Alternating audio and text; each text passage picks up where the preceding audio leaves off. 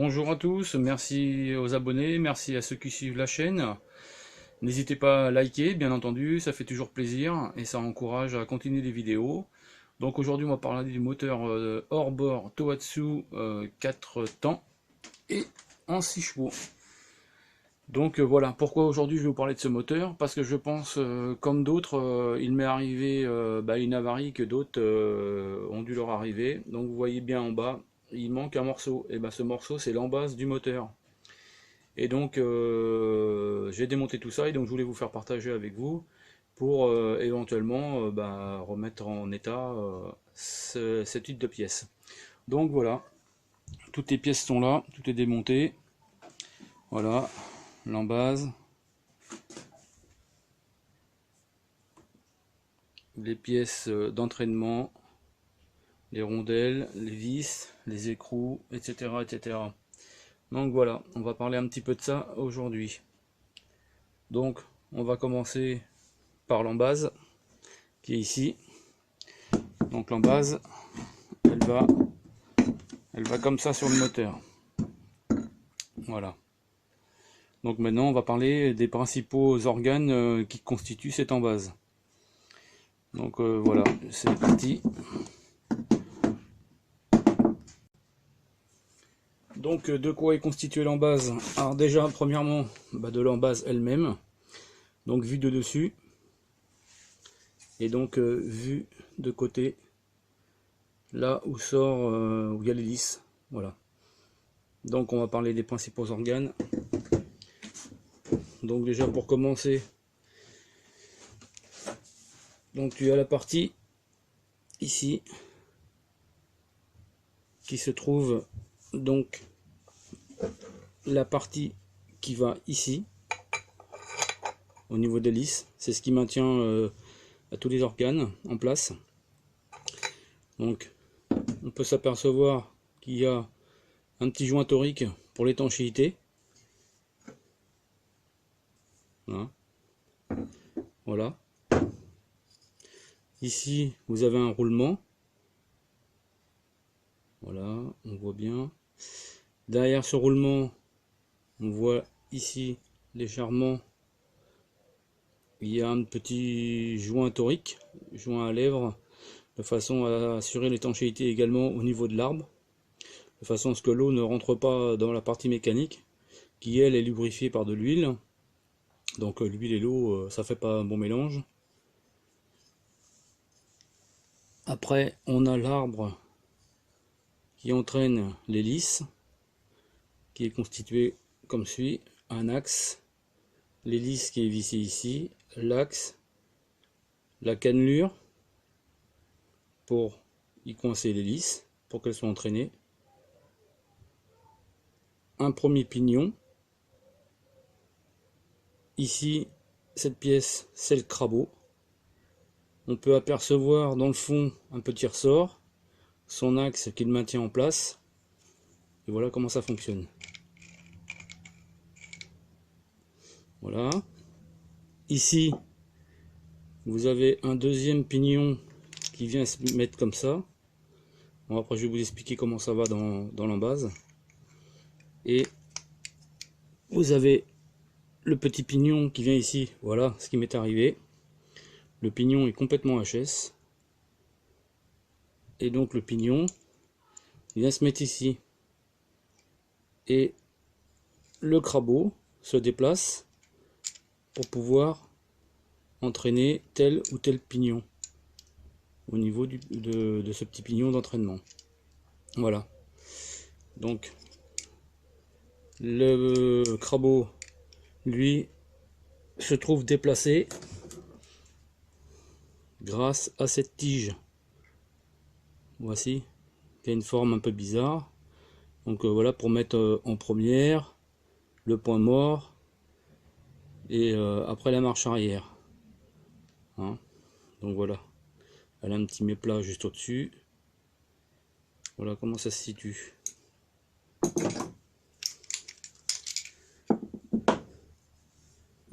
Donc sur ce pignon,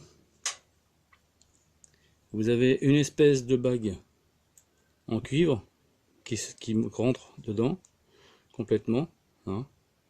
Bon, je l'ai démonté pour que vous puissiez voir comment il est constitué. Vous avez également une rondelle qui est très fine, qui sert à donner un brin d'épaisseur.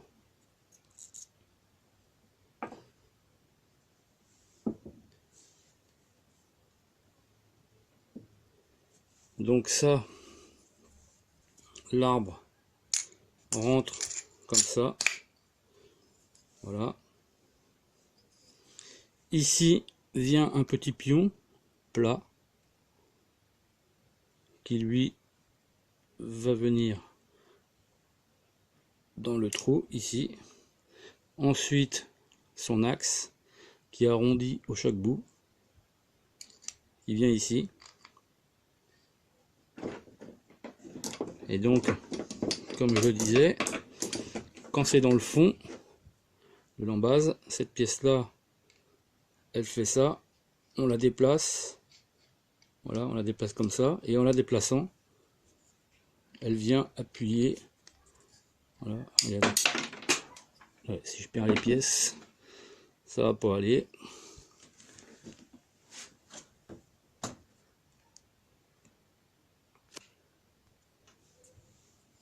Donc voici comment ça fonctionne.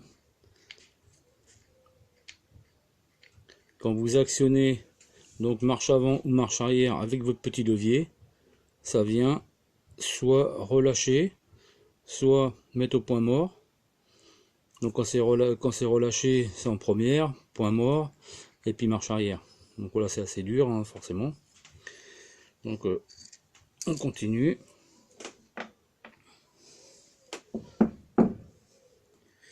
Ici, donc vous avez une rondelle qui est bien spécifique, qui est étagée et cannelée, qui vient se mettre le côté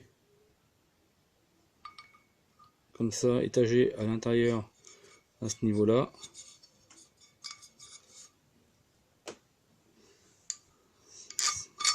Ça vient comme ça, vous voyez, ça fait l'épaisseur entre la partie ici et là, et ça permet, voilà, ça tourne. Ensuite, vous avez la rondelle qui vient ici, voilà, son écrou, et une fois que vous avez serré l'écrou, la goupille pour bloquer. Alors malheureusement, ce type de montage a l'inconvénient et que, voilà, comme moi, j'ai touché un rocher en allant en rivière dans la Loire, pour ceux qui connaissent, et donc je remontais le courant à fond, et puis malheureusement avec les eaux qui sont un peu basses actuellement, et ben j'ai touché un rocher qui sortait de l'eau, et donc j'ai abîmé. Voilà, l'embase est un petit peu, enfin pas l'embase, l'hélice est un petit peu abîmée. Bon bah rien de méchant, mais ça m'a foutu en l'air les pignons, puisque bon bah forcément j'ai dû insister un petit peu, puisque j'étais dans le courant, et donc il a fallu que je me sorte un peu de la veine d'eau et me mettre entre guillemets à l'abri, de façon à trouver une solution pour me sortir de là. Donc voilà, bon bah on continue. Donc ici, voilà, on a l'arbre de transmission principal, hein. Donc là, ici, le petit boîtier, ici le petit boîtier avec la petite roue à aube qui permet le refroidissement du moteur. Ensuite, vous avez donc son joint, la petite partie avec son roulement qui permet que ça tourne. Pareil, joint torique aussi également, qui se trouve derrière. Je sais pas si on va bien le voir. Voilà, un joint torique également, son roulement et l'entraînement. Donc, le petit pignon qui est abîmé, il vient se mettre ici. Et quand le moteur tourne, voilà, ça fait ça. Et quand on passe une vitesse ou l'autre, ça permet de venir prendre attaque sur le pignon. Voilà, tout simplement. Bon, maintenant on va rentrer dans le détail derrière, dans la base, comment ça se passe. Donc ici l'embase est complètement démontée, il n'y a plus rien dedans, hein, comme vous pouvez le voir. Et donc pour remonter le tout, donc voilà, bien sûr il y a des roulements aussi qui vont. Donc vous avez un roulement qui va dans le fond ici.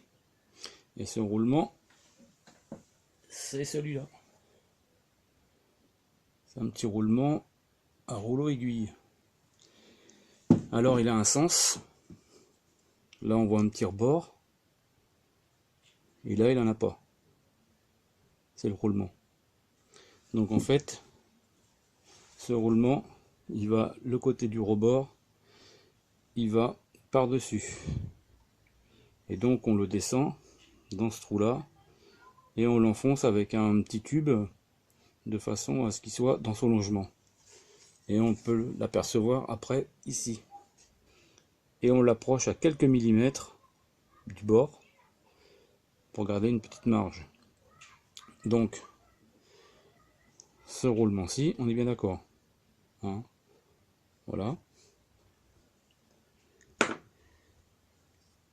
Le gros roulement qui se trouve ici, c'est un roulement à billes, roulement un peu plus costaud. Lui, il va dans le fond, il va dans le fond ici. Voilà, donc vous le mettez au fond, vous le tapotez. Lui, vous le mettez carrément au bout, il y a une butée, il n'y a aucun souci. Et donc, il prendra sa place. Une fois que ces deux roulements-là, sont mis, ce qu'il faut faire, il faut mettre ce roulement-là dans ce sens-là. Voilà. Une fois que vous avez mis ça,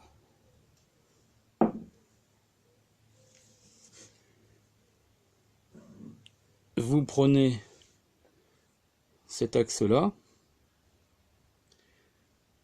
et puis donc vous le mettez donc à sa place ici. Vous lui mettez également le petit doigt d'inverseur qui vous permet d'inverser les vitesses, mettre au point mort, marche avant, marche arrière. Voilà. Une fois que vous avez fait ça, donc bah déjà j'aurais pu mettre ça avant. On remonte. Vous faites votre joint, vous le changez. Ça, vous rentrez ça ici. C'est pour la lubrification de l'eau. C'est aspiré par ici. Voilà. Ça suit le petit tuyau. Ça va là-dedans. Ça tourne. Et ça renvoie l'eau au moteur. Pour le lubrifier, enfin pas le lubrifier, mais pour le refroidir. Voilà. Donc, pour ce qui est des vis, également, vous avez 5 vis. Donc les 5 vis ici. Donc les 4 grandes qui vont, alors lieu et place pour fixer la partie crépine, la petite, la moyenne qui va devant pour pas vous tromper. Ensuite, une fois que vous avez fait ça, il faut prendre votre petit pignon ici parce qu'on peut pas il passe pas, hein, faut l'enlever. Donc le petit pignon avec le rebord ici, la plus petite se trouve en bas pour que ça puisse rentrer plus fluide pour rentrer dans les pignons. Donc vous voyez, vous mettez ça en place ici. Je sais pas si on voit bien. Voilà. Et ça en place. Et une fois que vous avez mis ça en place, bah, il vous reste plus qu'à prendre tout votre bloc. Le bloc ici. Vous le rentrez bien correctement. Vous le clipsez. Et vous mettez vos deux vis. Donc les vis, c'est les plus petites hein, qui sont ici. Voilà. Les deux vis qui sont ici. Donc, pour reprendre la partie tuyau, ici, vous voyez, la partie du doigt, qui permet donc, en montant et en descendant, qui permet d'inverser les vitesses. Vous avez sa petite rondelle qui vient tout naturellement ici pour bloquer les choses. Et puis donc la vis qui va avec. Je l'ai dit avant, mais faut la mettre après. Pardon. Donc voilà, on la met, on fixe tout. Une fois que tout ça c'est mis, tout est assemblé, toutes les parties, il ne reste plus qu'à mettre ça sur le moteur. Donc il ne reste plus qu'à en renfiler, comme on dit, sur le fût. Ça s'appelle un fût. Donc le plus difficile, c'est de faire coïncider cette partie-là. Bon, c'est pareil, c'est une partie qui est cannelée, de façon à ce que ça soit entraîné. Là, vous allez vous dire, ouais, c'est biseauté, ne vous inquiétez pas, c'est pas de l'usure, c'est normal. Donc là, ça rentre dans la tête motrice pour faire tourner le moteur. Donc il faut le rentrer. Donc, vous tournez légèrement l'axe et hop, vous rentrez complètement l'embase. En prenant garde également d'entrer ça, la petite tige de l'inverseur, et on va voir directement sur le moteur ce que ça donne. Alors on se retrouve sur la partie fût. Donc la partie fût, c'est cette partie-là. Hein, donc la tige qui vient se prendre dans la tête motrice qui se trouve en haut. C'est pour ça qu'il est assez long. Et donc en dessous, voilà ce que ça donne. Voilà. Donc ça rentre, je sais pas si on voit ici là. Voilà, la barre motrice rentre ici et l'autre rentre juste devant.